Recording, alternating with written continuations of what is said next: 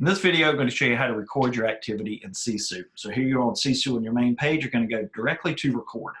And then this is just very simple. It's very cut and dry. You'll see you're on your date right here.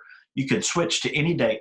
So if you didn't record your activity yesterday before you went to bed last night, you could go in and change it back to the 27th.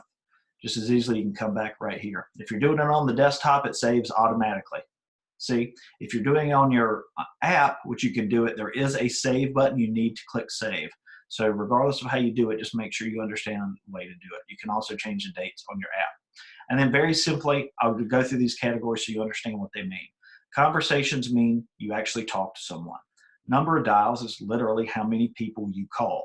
Minutes is how many minutes. Remember, our general rule is you talk to 3 or 4 people per 60 minutes, as long as you have a decent conversation, because we're taking into account reading the notes, recording the activity in Boomtown, and then obviously the conversations you have, and then planning your to-dos.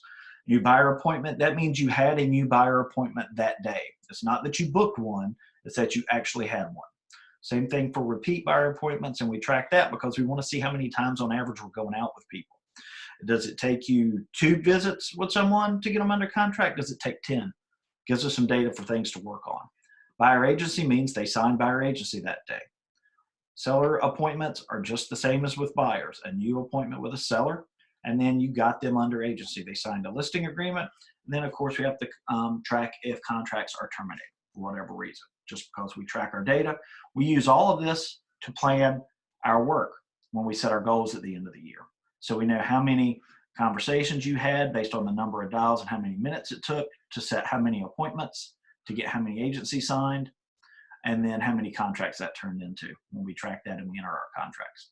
And that, very simply, is how you track in Sisu.